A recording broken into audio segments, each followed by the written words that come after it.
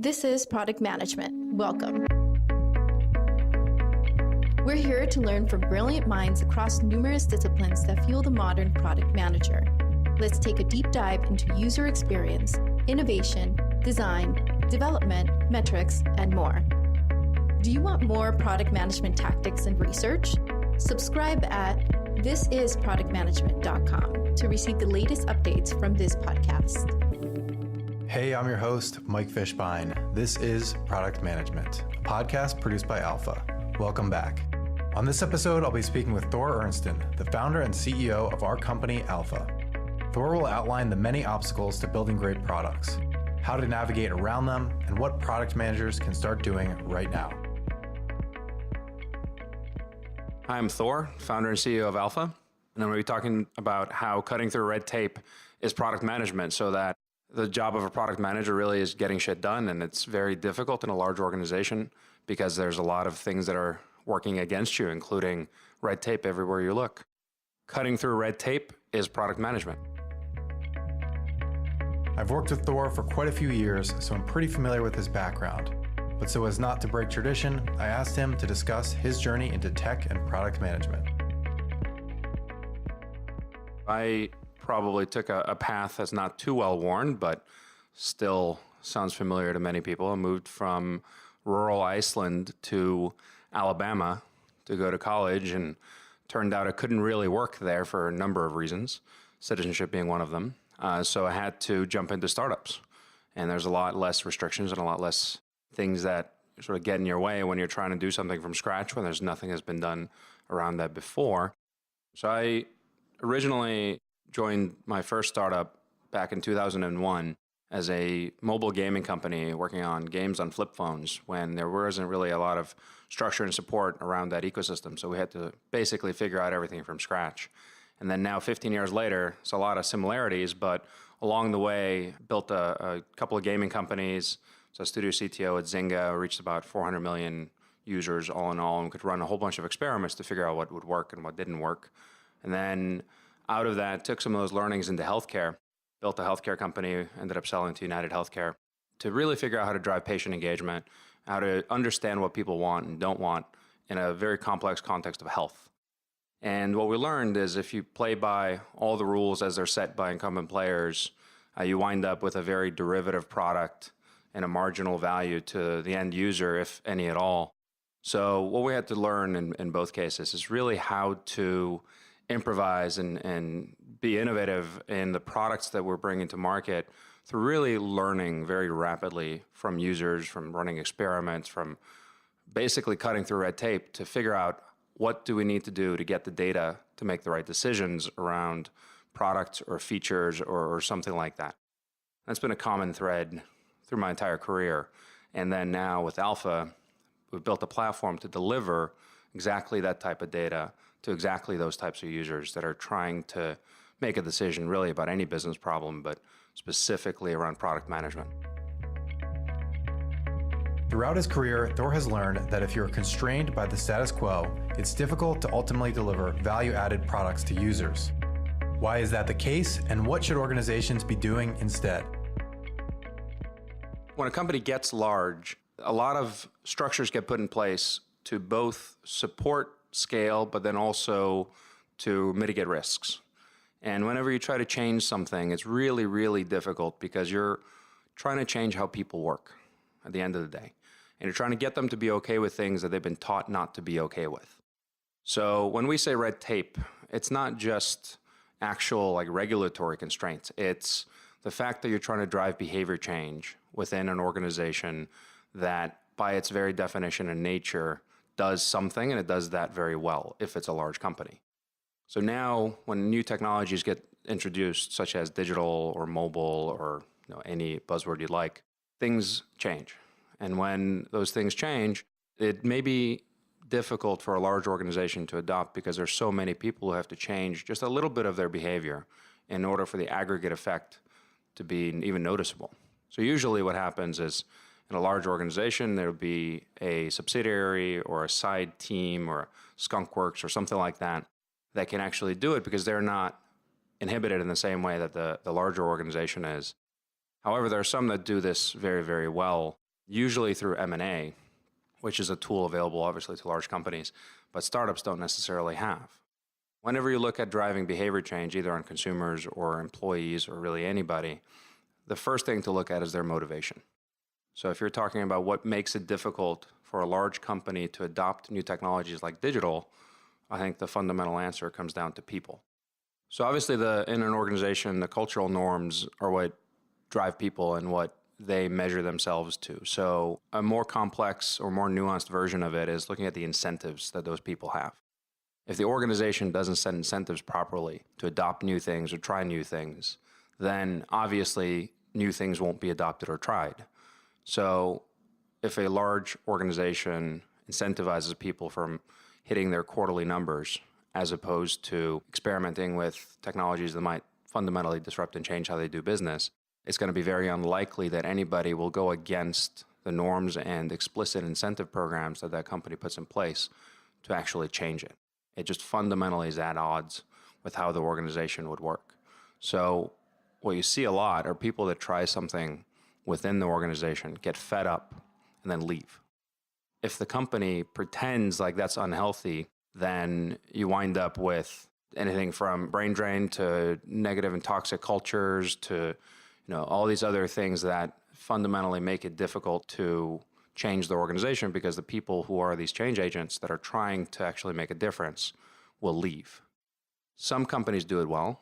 So Google has a pretty good culture of fostering people that are trying to do something differently with some extreme measures like up to 18 months of paid time off in a row to pursue a sabbatical doing something else so that you don't lose your energy.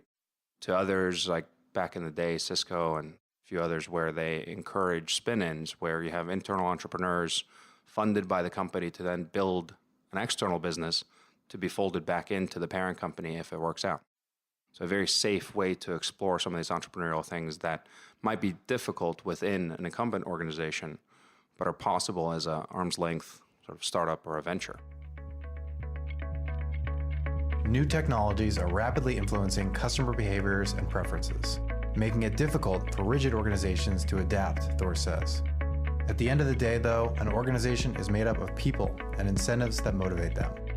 If the incentives are counterproductive to innovation, the company stagnates. So what does a meaningful shift look like, and how does it take place specifically in product management? So the field of product management is still fairly new. So if we talk just about what PMs do, it's really up to every individual in that role to define what they're doing in their organization. It's kind of a shitty answer because it doesn't really help anybody. But if you look at the business outcomes you're driving, and those could be sort of big flashy ones like revenue or user growth, or they could be internal metrics or KPIs around some sort of process improvement or something like that. And you look at what it takes to actually impact those numbers, factoring in both people that have to change something as well as potentially new technologies or something that may be built. What you have to do is, as a product manager, get pretty creative. And you have to really think through why this isn't being done now, what the incentives are of those people that have to change their behavior, and how you as a PM can impact that. And it's not really just a product manager in the traditional sense. It's really as a general business executive. You're trying to make a difference. And how do you make that difference? And I guarantee you, in any problem you look at, there will be red tape standing in your way that you have to cut through. And if you don't have the level of creativity to think about how to get people to change or how to build something or how to adopt something, it's going to be very, very difficult to be an effective product manager. What you have to do is look at startups, look at large companies that are doing something interesting, and look at inspiration in other things, even stuff like stand-up comedy or art or like various non-traditional, non-technology, non-product areas, and look at what works in those where it comes to basic fundamentals and principles like rapid iteration, like audience feedback, like identifying who you're serving and how you're serving them, understanding the value you're bringing to all these different stakeholders along the way. And then most importantly, paying attention to all that, running structured experiments, learning and iterating on it, pushing it forward a little bit at a time, knowing that there's going to be obstacles along the way at every phase. Product managers must find ways to motivate their teams to operate effectively and iterate on customer feedback, Thor says, no matter what the norms within the organization. But there is red tape around every corner. Some of the obstacles in a large organization come down to how a business works today. And you can basically take an org chart or a series of divisions or something, or fiefdoms even, within a large organization. And each one of those will represent their own obstacles. Because the IT team does not want you to bring in third-party software that they haven't vetted. The market research team doesn't want you to talk to customers if you haven't been formally trained by them. The compliance team doesn't want you to promise something that you as an organization, let's say you're a bank or a healthcare company, you don't have the license to sell, so you can't actually promise users you'll have an app for a tablet for a doctor to be able to communicate with you, because there's so many other hoops you have to jump through in order to be able to bring that to market. The obstacles are partly around things that already exist for good reason, that are an artifact or a function of when a company scales. But then also sort of fear and risk and uncertainty and not being sure about what's going to happen next is a very, very, very powerful driver for people's behavior. And you have to really work at overcoming that by understanding the different stakeholders in getting whatever decision you're trying to make done. Because if you don't, and if you ignore it, it'll eventually get shut down, because people are inherently afraid of new things, because it changes how they have to work, it changes what they're comfortable with, it changes so many things about their job and themselves, so that you have to explicitly address those needs in a large organization early on. And if you don't do that, if you don't do the prep work, you can have the greatest widget in the world, but ultimately somebody higher up in the food chain is going to shoot it down because they weren't a part of the process. Listening to all these obstacles is starting to get pretty discouraging. For product managers in these organizations, what is the best way forward? So the most effective way for PMs to be able to do this is to create a safe space for experimentation and then understand how it impacts their business and then integrating the two. First, by showing somebody the value of a new tool such as Alpha, or there's various others out there that are spot solution for a part of this. If you're trying to target an audience, or if you're trying to turn around prototypes quickly or something like that, you can use individual tools, or of course if you want a single platform to run the entire customer development process and product management process, you'd use Alpha. And most of our clients are in these heavily regulated industries like healthcare or banking or insurance or something like that. And we have a few tech and media companies that are Fortune 100 brands that are trying to move faster, trying to be more innovative, because they're looking at the entire landscape changing in the light of how people consume media, engage with any kind of commerce or healthcare or anything like that. Everything now is mobile. Everything now is on the go. Consumer behaviors change, and if the organizations don't adopt, they're going to be left behind. So our clients see that. They come to us, and they get these tools that allow them to understand users very, very quickly, to cut through the internal red tape around learning, and that's really what it has to be framed as. Because if you frame it as, I'm actually going to launch a product, there's so many people that have to sign off on it. But if as a PM you frame it as, I'm trying to learn about this product that I want to launch, then you have the safe space to actually do it. And then you take the data that you get in that process, and again, just to emphasize, it doesn't really matter where it's from as long as it's legit. And you can use that as a tool internally. You can use it as a tool to drive consensus. You can use it as a tool to justify decisions and to get other people on board, because ultimately it's very, very difficult to do this stuff manually and on your own, and yet that's what most people do. So the specific thing I would recommend is first getting people aligned with that you're trying to learn and make better informed decisions as a PM. And that actually doesn't even matter if it's in a startup or a large organization. That should be the same. And then secondly, figuring out the right way to integrate that data and workflow with what you're doing day to day. Because if it's in isolation, it doesn't work. It has to impact some core business metrics, organizational objectives, something that others agree with that you're doing. Because fundamentally, to change the behavior of a large organization, you first have to build a tool or the capability, and then you have to deploy it across the company. To make an impact, product managers should first prioritize learning and customer feedback, and then figure out how to fold iteration into their everyday workflows. I asked Thor to describe what this looks like in action. One good example of this is one of our earliest clients was a Fortune 100 media company. They came to us originally, they had a very specific and acute need where they needed data on figuring out how to build an app some executive wanted. And that app was supposed to help people find a place to watch a sports game at a bar or a venue or somewhere like that. And they were trying to understand how to better do that. And it was an executive decision that was made that this was needed. And even if the team recognized that it wasn't really a media company's place to do that, they had no data to push back.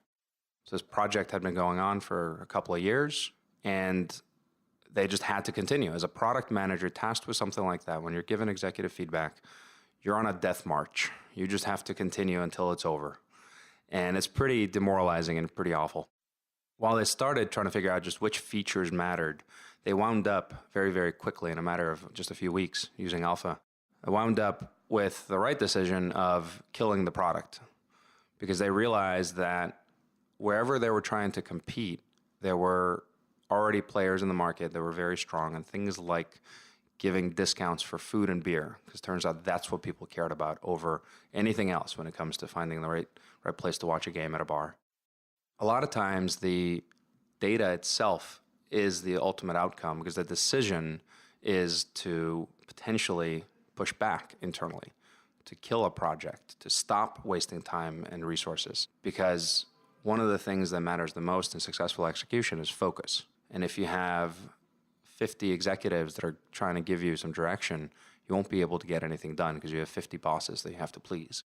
Some of the best use cases that we've seen, some of the best experiments we've seen are often not just to figure out what's the best way to do something, but often what of the 50 things that we're supposed to be doing, what are the 45 we should just stop doing right now so they can really focus on execution and really be successful in new product launch or revising some existing product or something like that.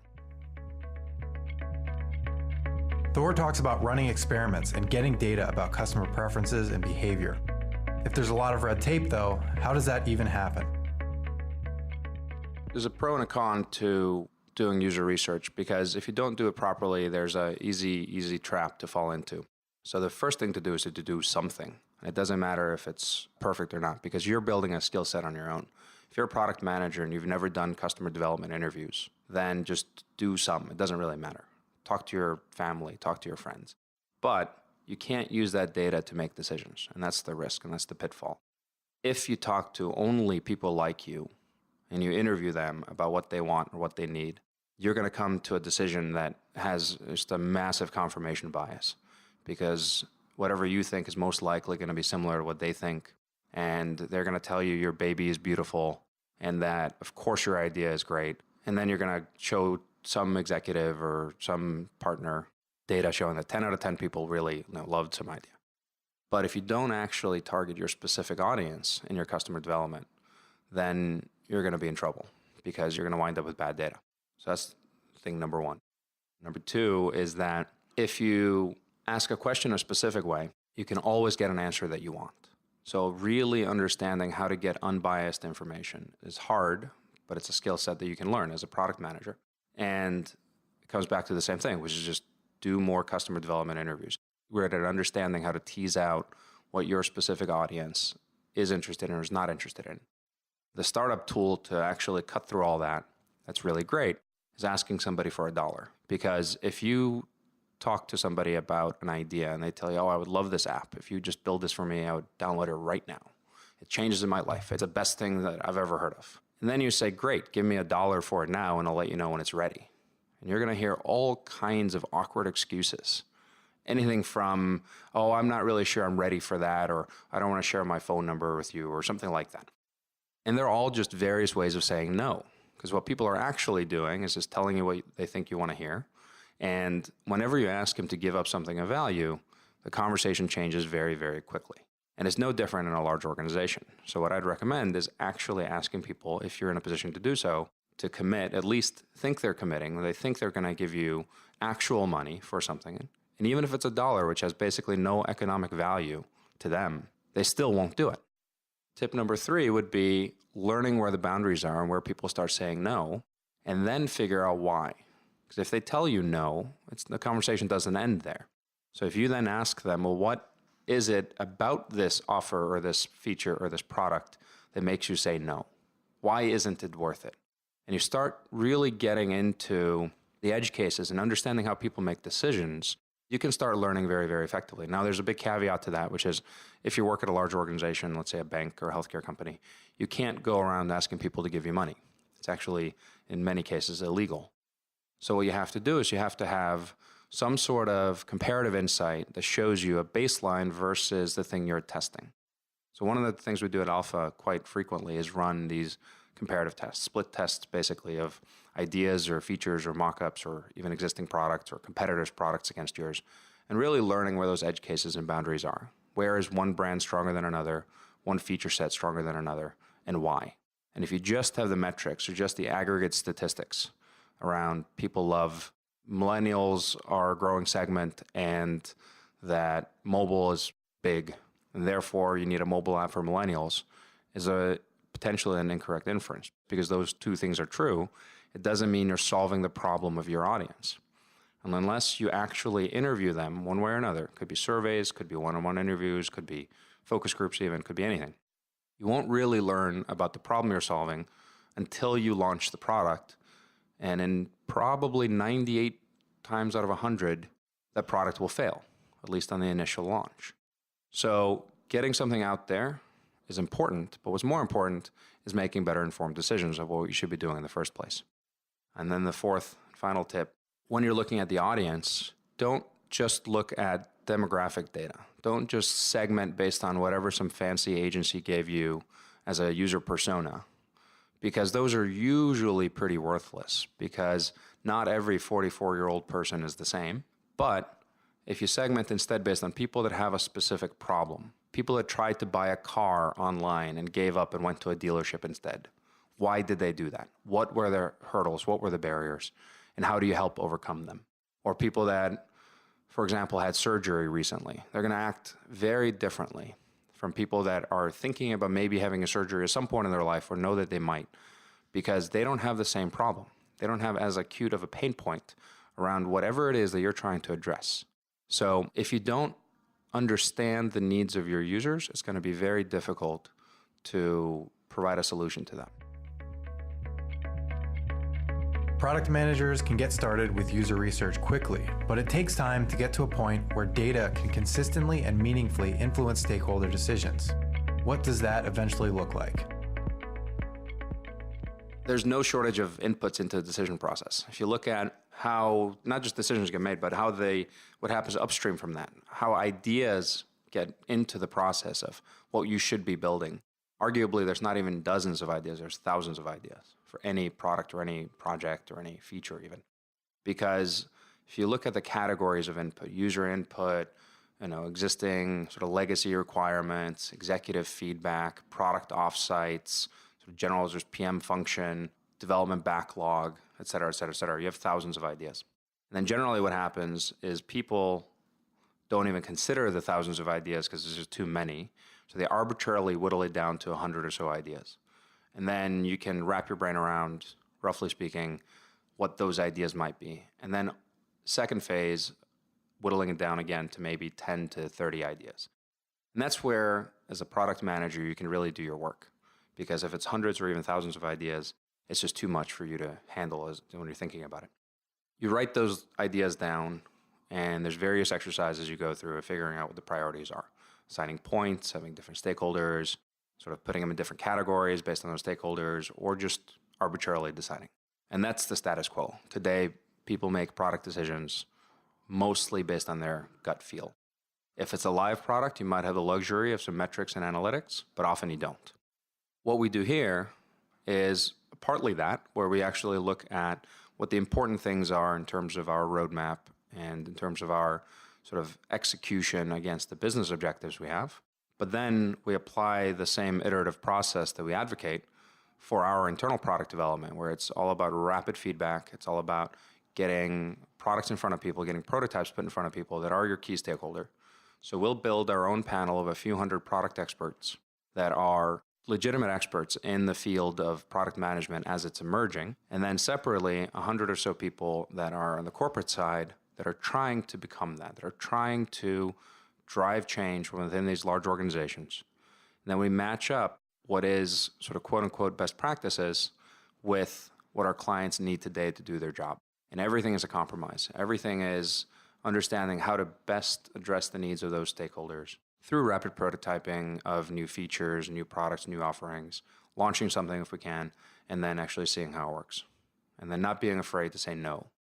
Because so many times when you have ideas, and lots of them, they all will seem like good ideas. So being able to aggressively prioritize and focus by either understanding the heuristics and the litmus test for what actually goes live, and understanding what success criteria is for that feature up front, and having a vigorous, public, open conversation internally about it so that everybody that has an opinion can actually chip in, as opposed to some secret process where people walk down after an offsite, come off the mountain with stone tablets telling you what the next roadmap is going to look like. Data can help inform a product team's next iteration, but prioritization and the ability to say no is ultimately how a team stays aligned and focused on the right customer pain points and decisions. For product managers currently trying to cut through red tape, what advice can Thor share? The first step is to create this safe space for doing exploratory work, for doing experimentation, for really learning. And I'd say the most valuable advice I would give an individual that's trying to do that is to reframe the conversations they're probably having today around building products, launching products, iterating on features, etc., and reframing it all around learning. Because once they do that, very few people are going to disagree with the objective of learning, of being more informed and making better decisions. If you get people on board with that, then you get the ability to bring these new tools in. You get the ability to do, take a day off, basically, or out of the office and do customer development interviews. Fly out to wherever your customers are and learn what they're doing. If you don't do that, then you're going to be stuck in meetings all day, every day, because there's some part of launching a product that needs to be checked with the compliance folks, and the compliance folks are going to require documentation, and get the documentation, you have to meet with the engineering team to put it all together. And along the way, nobody stops to ask the question is this something we should be doing? So if that individual first reframes what they actually are doing in terms of their job as being at least partly about learning, then you get the flexibility and safe space to do experimentation. At that point, you can look at the data you get from your efforts and figure out where to best apply it in the business. And it's going to really vary case by case. And we've seen probably every aspect of that. We've seen several cases of clients using alpha data to fight back with regulators, to better inform compliance teams on what they should be looking at versus they shouldn't be looking at when it comes to what's the best way to communicate either risks or some specific legalese to end users, all the way to prioritizing features in a mobile app or a website, or just better serving people through maybe you're building a credit card for millennials. What are the features that they actually care about versus what you and the market research team tells you they care about? And then the second is iterating. So not just taking a single data point and trying to make decisions on that, because that data gets stale very, very quickly. So what you have to do is you have to iterate and substantiate your findings through multiple ways of learning. Could be surveys, could be interviews, could be prototyping and put a product in front of people, could be actually launching something. And if you do all four of those things, hopefully the insights that you get, if they're legitimate, will absolutely sort of corroborate the decision and the point you're trying to make around that the optimal feature set, at least within some specific set of constraints, is indeed what you decided. Because if you don't do those things, you're always going to be off a little bit. So the more rapidly you iterate, the more quickly you can course correct, the more quickly you can learn, and ultimately the decision you make will be better informed from all these different perspectives throughout the process, because you'll get different data, whether you're doing moderated interviews versus unmoderated versus surveys versus any other mode. So really getting to the why of any sort of user decision or touch point is absolutely critical, and then iterating on it quickly as you can.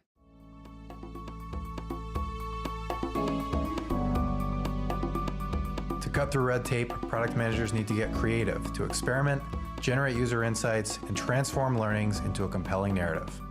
Next up is the benchmark. Let's see how Thor reflects on the next series of questions we ask all interviewees to ask themselves.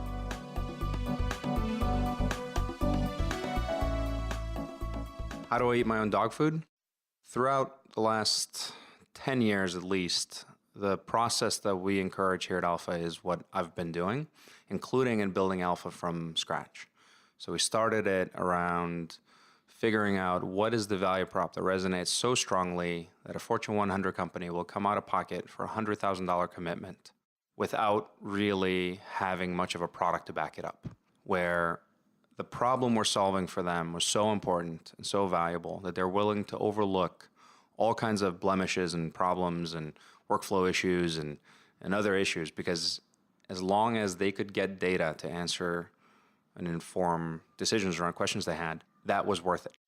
So really drilling down and figuring out what's the pain point, prioritizing them out of starting with a list of several hundred and several dozen customer segments, and then just running experiment after experiment after experiment, buying mailing lists and sending out cold emails to figure out really what gets them to click, then what gets them to read more, what gets them to sign up, and then what gets them to literally pay 6 figures for something. And then iteratively going through that over months and months and months, and really just understanding what the business is going to be before we scale it.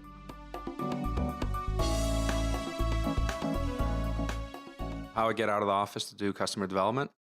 It's hard when you have so many demands on your time, when you have an endless series of meetings, especially when the meetings are to discuss the experiments you're doing. There's a bit of irony in that. It's really hard to create the space for that, but if, as a product manager, well, first of all, if you're in a startup, you just do it. But if you're in a large organization, there's all these other demands on your time. So the best is to literally block off dedicated time, and don't be afraid to tell people no.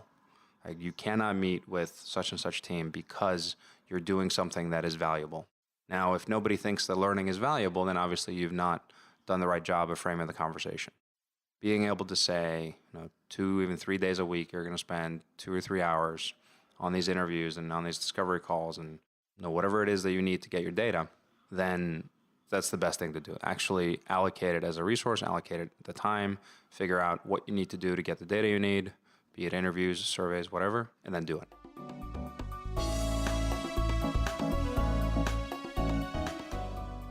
What am I reading right now?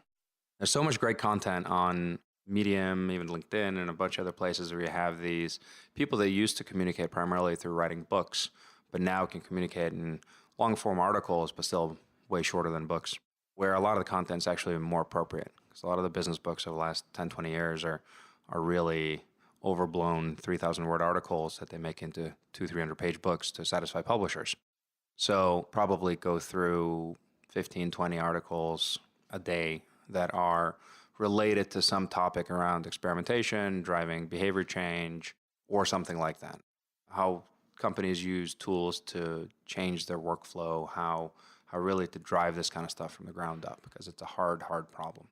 So I read a lot about psychology. I read a lot around organizational design and behavior, and then obviously product management and sort of the standard startup stuff, but not too much though, because it gets very noisy and it becomes an echo chamber very quickly. Unfortunately, now there's something else that sort of overpowers all discussion, which is our new president, but otherwise, try to stay out of that as much as possible.